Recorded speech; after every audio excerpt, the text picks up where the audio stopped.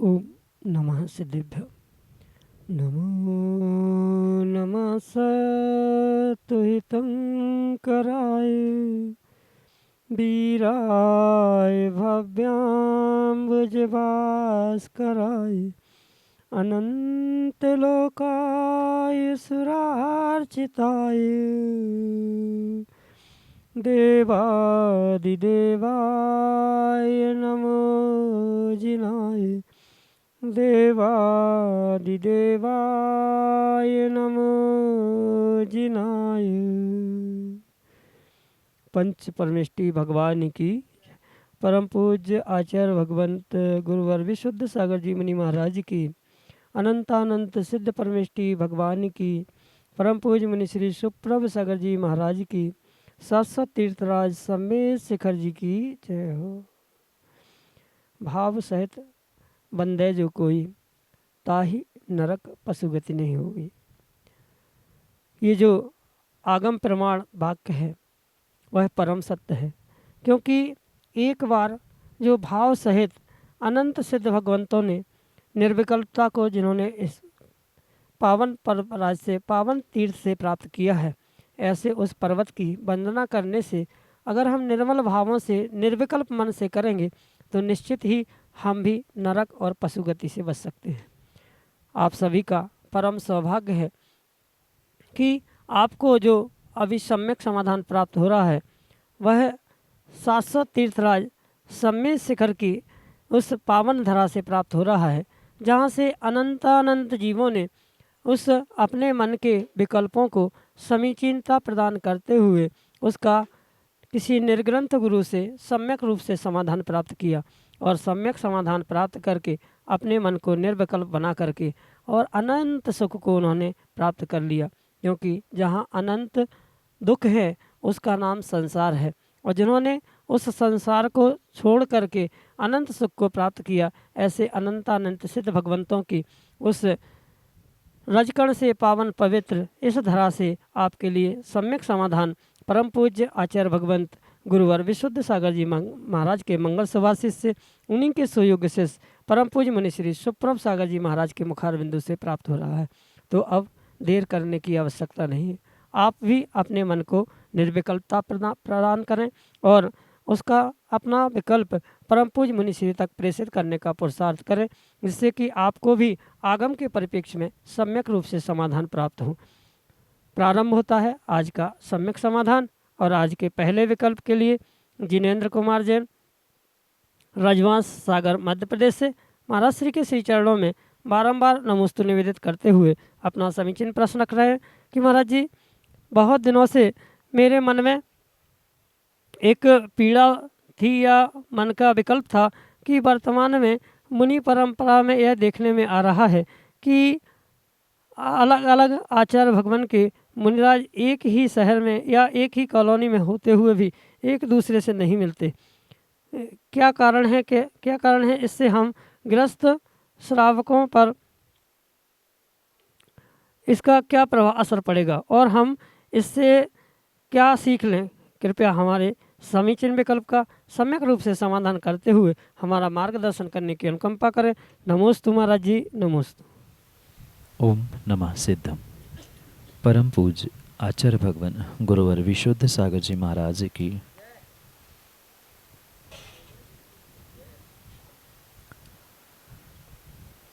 धर्मेशु गो वत्स प्रीतवत।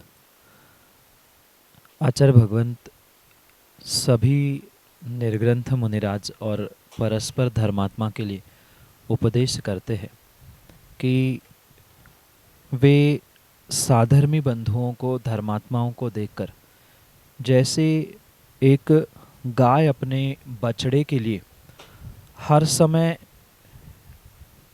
दूध पिलाते हुए एक प्रेम वात्सल्य का प्रदर्शन या वात्सल्य को प्राप्त प्रदान करती है, इसी प्रकार से धर्मात्मा को भी परस्पर एक दूसरे के प्रति प्रेम वात्सल्य के साथ ही रहने की आवश्यकता है। वर्तमान में कौन क्या कर रहा है, क्या कह रहा है, किस प्रकार की व्यवस्थाएं वर्तमान में समाज में देखने में आ रही है, ये तो पंचम काल का और मात्र पंचम काल का ही नहीं अपितु पंचम काल में जीने वाले उन खोटे परिणामों से युक्त जीवों का ही ये प्रभाव है कि आज एक धर्मात्मा दूसरे धर्मात्मा को देखते हुए प्रेम वात्सल्य से भरने की जगह ईर्ष्या राग द्वेष से अपने जीवन को, अपने धर्म को, अपने आप को बदलने का या परिवर्तित करने का पुरुषार्थ कर रहा है।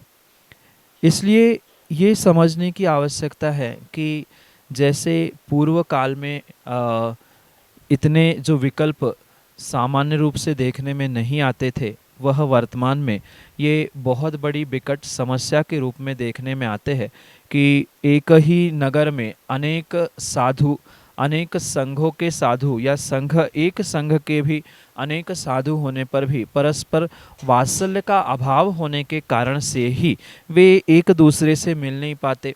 जितने भी गुरु भगवंत है, उन्होंने तो शायद अपने शिष्य को वात्सल्य सिखाया ही होगा, विनय धर्म सिखाया ही होगा, पर जो गुरु से कुछ प्राप्त नहीं कर पाए, क्योंकि आज प्रतिस्पर्धा लगी है, होड़ लगी है कि कब मैं संघ से बाहर निकलूं और प्रभाव ना करूं, तो इस कारण से कहीं न कहीं जीव गुरु से कुछ प्राप्त करने के पहले ही अपने प्रभावना के उद्देश्य से संघ से निकलता है। गुरु का प्रेम, गुरु का वात्सल्य आदि कुछ भी ना सीखने ना समझने के कारण से वह परस्पर में एक दूसरे से नहीं मिलना आदि बहुत सारी विपरीतताएं देखने में आ रही है। और इस बात से मैं बिल्कुल सहमत हूँ कि भले ही वे वात्सल्य के अभाव में इस प्रकार का बर्ताव करते हैं, पर इस कारण से समाज में, देश में और जो धर्मात्मा है उनके हृदयों में जो ठेच लगती है या उनके जो भाव बिगड़ते हैं, ये स्वाभाविक रूप से ही सर्वत्र देखने में आता है।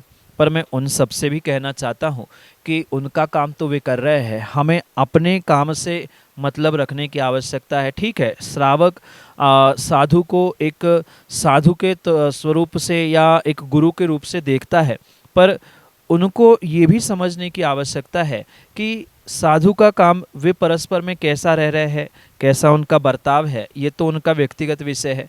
आपके लिए, मतलब श्रावकों के लिए तो मात्र मैं यही उपदेश देना चाहता हूँ, उनका काम वो कर रहे हैं, हमारा काम हम करें, इस अभिप्राय से ही आपको अपने जीवन को, अपने धर्म पुरुषार्थ को यापन करने की आवश्यकता है। अन्यथा अगर हम यही देखते रहेंगे कि अमुक साधु मिल नहीं रहा, अमुक साधु मिलता है, अमुक साधु ये करता है, तो समाज अपने आप में कभी भी एक उन्नति को प्राप्त होने की संभावना नहीं हो सकती। इसलिए ये सत्य होने पर भी, उनकी वह गलती भूल होने पर भी हम उनकी गलती और उनके दोषों को देखने की जगह हम उसमें से क्या सीख सकते हैं, हम किस प्रकार से वर्तमान में जो ये होने वाला पंचम काल का प्रभाव है उसे कैसे स्वीकार कर सकते हैं, ये समझने की आवश्यकता है। और साथ में जो आचार्य भगवंतों ने भगवान की दिव्य ध्वनि से प्राप्त वस्तु स्वरूप को प्रदर्शित करते हुए समझाने का प्रयास किया है कि पंचम काल में एक धर्मात्मा दूसरे धर्मात्मा से द्वेष रखते हुए, परस्पर में वात्सल्य का लोप करते हुए ही इस समाज में, देश में और अपने जीवन में बर्ताव करता रहेगा, पुरुषार्थ करता रहेगा। और इसी कारण से ये जो कहा गया है वह साक्षात सत्य हो रहा है। मैं तो यही कहना चाहता हूँ कि ऐसे समय पर समाज वालों को तो जिनवाणी कितनी सत्य है ये सुनकर और भी उस पर श्रद्धान करते हुए इन बातों को कुछ समय तक इग्नोर करने की आवश्यकता है। और आने वाले समय में हम यही पुनः देखते हुए ये समझे कि जो जिनवाणी में लिखा है, तीर्थंकर के वाणी में खिरा है, ये कितना परम सत्य है, ये स्वीकार करते हुए हम अपने आप को, अपने जीवन को, अपने भावों को, अपनी विशुद्धि को बदलने का प्रयास करें। यही आपके लिए सम्यक समाधान। सुरभि जैन, छिंदवाड़ा, मध्य प्रदेश से। अगले समीचन में कल के लिए नमोस्तु भगवान, नमोस्तु भगवान, नमोस्तु भगवान। भगवान, मेरा आज का प्रश्न है कि अगर किसी की सामायिक का नियम है तो वो सफ़र करे या कहीं उसको दिशा का बोध ना हो तो वो सामायिक का दिग्बंधन उस क्रिया को कैसे पूर्ण करे? नमोस्तु भगवान। जिन श्रावकों का सामायिक आदि करने का नियम है, उन श्रावकों को ये विवेक रखने की आवश्यकता है कि चाहे तीर्थ यात्रा हो या अन्य भी कोई कार्य क्यों ना हो, ऐसी स्थिति में उन्हें अपने उस सामायिक रूपी आवश्यक को पूर्ण करने की परम आवश्यकता है। अगर किन्हीं कारणों से वह सामायिक करते समय दिशा का बोध ना कर पाए, तो क्योंकि विषमता है, यात्रा है, इसलिए ऐसी स्थिति में आप किसी भी दिशा में पूरब मानते हुए दिग्बंधन प्रारंभ कर सकते हैं। और ये विशेष ध्यान रखें, अगर सामायिक किसी देवशास्त्र गुरु के समीप की जा रही है तो वहाँ तो कोई दिशाओं का बंधन ही नहीं होता। जहाँ गुरु और प्रभु साक्षात विराजमान होते हैं उसी तरफ दिग्बंधना प्रारंभ होती है, या ऐसा कह दो कि उनको पीठ किए बिना ही दिग्बंधना करनी चाहिए, भले ही दिशा कहीं कोई कैसी क्यों ना हो। और रही बात यात्रा के समय में, तो माना कि यात्रा में जैसे सामूहिक वाहनों से जा रहे हैं तो उस समय पर भी आप अपने स्थान पर ही बैठकर उसका निर्णय कर ले, मतलब स्थान पर ही जो दिशा आपको सन्मुख पड़ रही है उसे ही पूर्व मानते हुए, क्योंकि ट्रेन बस आदि में तो खड़े होकर चतुर्दिक वंदना करना, गवासन से नमस्कार करना आदि तो संभव हो ही नहीं सकता। इसलिए ये निर्णयात्मक काम करना होगा। मतलब जिस दिशा में आप बैठे हैं, जैसे बैठे हैं उसी आसन में वही बैठे बैठे आप पूरब, पश्चिम, दक्षिण और उत्तर इन दिशाओं को देखते हुए वही बैठे बैठे उस दिशाओं में आवर्त करें और अपनी दिग्बंधना, अपनी सामायिक आदि को यथावत पूर्ण करने का प्रयास करें। यही आपके लिए सम्यक समाधान। श्रीमती आरती जैन, बानपुर, उत्तर प्रदेश से अगले समीचीन विकल्प के साथ। हे गुरुदेव नमोस्तु। हे गुरुदेव नमोस्तु। मेरा प्रश्न है कि मैं जब सम्यक शिखर वंदना करने और सिद्ध चक्र विधान करने आ रही थी तो बहुत खुश और भाग्यवान समझ रही थी, लेकिन कुछ व्यक्तियों की यह विचारधारा थी कि उस क्षेत्र पर जब आप जाओगी तो गंदगी भी फैलाओगी, तो क्या उससे पाप नहीं पड़ेगा? कुछ तो लोग कहेंगे, लोगों का काम है कहना। ये लोकोक्ति या पंक्ति शायद आपने सुनी होगी, और ये वास्तव में धर्म कार्य करते हुए जीवों को कई बार ऐसे मौके आते हैं जहां आप बहुत अच्छा करना चाहते हैं, करने की भावना से बहुत उत्कृष्ट कार्य कर भी लेते हैं, पर कहीं न कहीं लोगों के कहने से जो भावों में अशुद्धि आती है, परिणामों में विकलता आती है, उस कारण से संक्लिष्टता या संकल्प विकल्प उपलब्ध होना, प्रारंभ होना स्वाभाविक सी बात है। पर ऐसी स्थिति में सबसे पहले तो आपको ये निर्णय करना होगा कि हम किस उद्देश्य और किस अभिप्राय से जा रहे हैं। अगर सर्वथा हम यही सोचे कि सिद्ध क्षेत्र में जाकर हम वहाँ रहेंगे, विधान करेंगे, तो वहाँ हम गंदगी करने जा रहे हैं या गंदगी हो रही है, अशुद्धि होगी, तो वहाँ उन जीवों का जो ऐसा सोचता है उनका अभिप्राय ही खोटा है। और ये शायद आपको बोध होगा कि जीव के जैसे भाव होते हैं, जैसे परिणाम होते हैं, जैसी उसकी सोच होती है, अभिप्राय होता है, बिल्कुल वैसा ही उसको फल प्राप्त होता है। अगर व्यक्ति यही सोच के जाता है कि मैं मंदिर में बैठे बैठे गंदगी कर लूँगा तो क्या हो जाएगा, सिद्ध क्षेत्र में जाकर हमारे से गंदगी हो जाएगी, अव्यवस्था होगी, तो हमें जाना ही नहीं चाहिए, ऐसा सोचने से उनको तो पाप लगेगा। पर जो ये सोच के जा रहा है कि सिद्ध क्षेत्र में, शाश्वत सिद्ध क्षेत्र में अगर हम साक्षात तीर्थंकर की, अरिहंतों की, सिद्धों की वंदना करने जा रहे हैं, सिद्ध चक्र की आराधना ऐसे शाश्वत सिद्ध भूमि में, और वो भी पर्वत के ऊपर करने का सौभाग्य मिलना, ये बहुत बहुत बहुत ही पुण्य और सातिशय पुण्य के ही निमित्त से संभव हो सकता है। इसलिए ये विकल्प ना करें कि कौन क्या कर रहा है। मैं पुनः इस बात को दोहराना चाहता हूँ कि आप अपनी भावों की विशुद्धि के साथ ये ध्यान रखें कि हम सिद्धों की आराधना करने के लिए आए। आपका जैसा अभिप्राय, जैसा आपका उद्देश्य होगा, वैसा ही फल आपको मिलेगा। और मैं तो उन जीवों से भी पूछना चाहता हूँ जिनने आपके लिए ये कहा कि वहाँ जाकर अशुद्धि होगी, वहाँ जाके गंदगी फैलाई जाएगी, तो जो वंदना करने आते हैं वही का भोजन, वही की बोतल, वही का सब कुछ ले लिया, वही छोड़ दिया, क्या वो दिन भर में क्या 1 नंबर 2 नंबर आदि बिल्कुल भी नहीं जाते? क्या वहाँ खाना पीना बिल्कुल भी नहीं करते? जब वे स्वयं कर रहे हैं तो दूसरों को कहने का उनका कोई भी उद्देश्य नहीं होना चाहिए। और उनका तो ठीक है, जो कह रहे हैं सो ठीक है, हमें क्या करना है, हमें क्या नहीं करना है।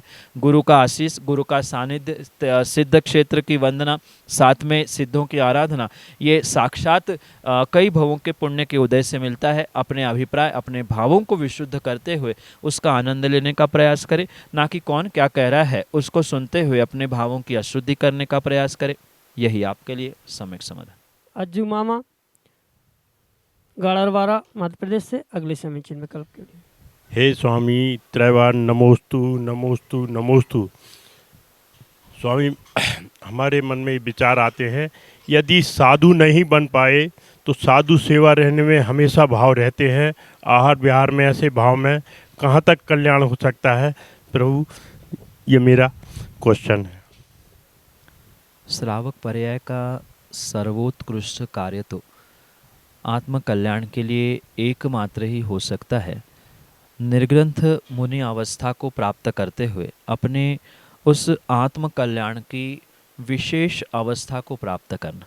साधु बने बिना साक्षात आत्म कल्याण होना, मोक्ष प्राप्त करना कभी भी किसी प्रकार से संभव नहीं है। पर ये भी बात ध्यान रखें कि माना कि किन्हीं जीवों के पास साधु बनने की शक्ति नहीं है, मुनिराज नहीं बन पा रहे हैं, महाव्रती नहीं बन पा रहे हैं, तो आचार्यों ने और तीर्थंकरों ने जैसे कहा है कि महाव्रत नहीं सही, कम से कम अणुव्रती बने, और अणुव्रती बनकर श्रावक पर्याय को सर्वोत्कृष्ट करने का प्रयास करें। और माना कि किन्हीं कारणों से उन अणुव्रतों को भी धारण नहीं कर पा रहे, मतलब प्रतिमा भी धारण नहीं कर पा रहे हैं, तो उनके लिए भी आचार्य भगवंतों ने कहा है कि कम से कम श्रावक पर्याय में जन्म लिया है तो सच्चे देवशास्त्र गुरु पर श्रद्धान करते हुए सम्यक दृष्टि बनने का प्रयास करें। और सम्यक दृष्टि बनने के साथ साथ ये भी निर्णय करें कि हम सम्यक दृष्टि मात्र श्रद्धान से नहीं अपितु सम्यक्ताचरण चारित्र यानी क्रियाओं से भी बनने की आवश्यकता है।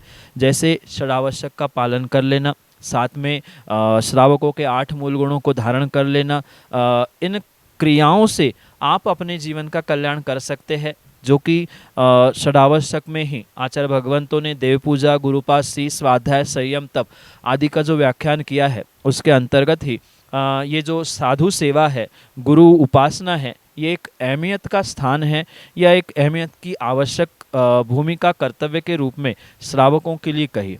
इसलिए उत्कृष्ट बात साधु बनने की होने पर भी अगर किन्हीं कारणों से साधु नहीं बन पा रहे हैं, अणुव्रती भी मतलब प्रतिमाधारी भी नहीं बन पा रहे हैं, तो कम से कम साधुओं की आहार विहार निहार आदि की सेवाओं में, वैयावृत्ति आदि में संलग्न होते हुए अपने पाप कर्मों की क्षपणा करने का पुरुषार्थ अवश्य ही आपको करने की आवश्यकता है। उस कारण से आप अपने जीवन भर के संसार में आज तक के किए गए बहुत सारे पापों का प्रक्षालन कर सकते हैं। आचार्यों ने इतना तक लिखा है कि पंचम काल में अगर अपने कल्याण का कोई साधन श्रावकों के लिए है तो निर्ग्रंथ मुनिराजों की सेवा वैयावृत्ति यथाशक्ति करने का पुरुषार्थ करें, क्योंकि पंचम काल में देव शास्त्र गुरु और धर्म के अलावा आत्म कल्याण के लिए और कोई भी साधन नहीं हो सकता। हम साधु बन पाए अथवा ना बन पाए, पर साधु की सेवा और सभी साधुओं की सेवा करने के भाव रखना, इससे ही सम्यक दर्शन की प्राप्ति होते हुए आप अपने आत्मा का कल्याण कर सकते हैं। यही आपके लिए सम्यक समाधान। श्रवण कुमार जैन बानपुर उत्तर प्रदेश से अगले समीचीन विकल्प के लिए। हे स्वामी नमोस्तु नमोस्तु नमोस्तु। महाराज जी, मेरा विकल्प यह है कि अपने जीवन से प्रश्नवाचक चिन्ह हटाकर उत्तरदायक जीवन कैसे बनाए। नमोस्तु महाराज जी, नमोस्तु महाराज जी।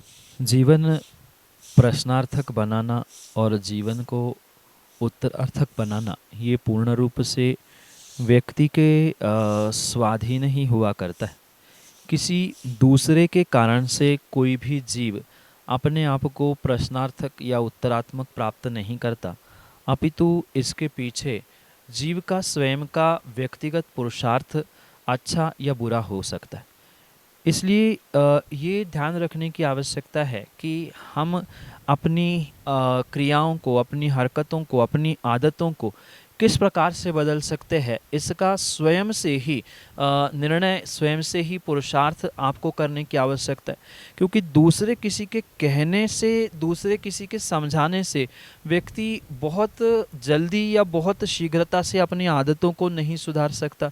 और जिनको पहली बात तो ये पता ही नहीं है कि हमारी आदतें गलत है, हम अपने आप को, अपने भावों को, अपनी क्रियाओं को किस हद तक सुधार सकते हैं, हम किस प्रकार से अपने आप में बदलाव ला सकते हैं, ये अगर व्यक्ति को स्वयं से बोध नहीं है, किसी के समझाने पर भी समझने की अगर शक्ति नहीं है, तो वो कितना ही पुरुषार्थ करे अपने प्रश्नार्थक जीवन को, वह कभी उत्तरार्थक रूप नहीं कर सकता। इसलिए हम अपने जीवन को जो जीवन जी रहे हैं उसे क्यों हमने प्रश्नार्थक किया है, क्यों ऐसा कहा जा रहा है, ये स्वयं के विवेक से ही, स्वयं के अनुभव से समझते हुए उसे बदलने का स्वयं के माध्यम से पुरुषार्थ करें। और मैं तो कहता हूँ कि गुरु जैसा अन्य कोई भी प्रश्नार्थक जीवन को उत्तरार्थक करने वाला हो नहीं सकता। उनके चरणों में अपने जीवन को समर्पित करते हुए, उनके मार्गदर्शन से अपने आप का एक विशेष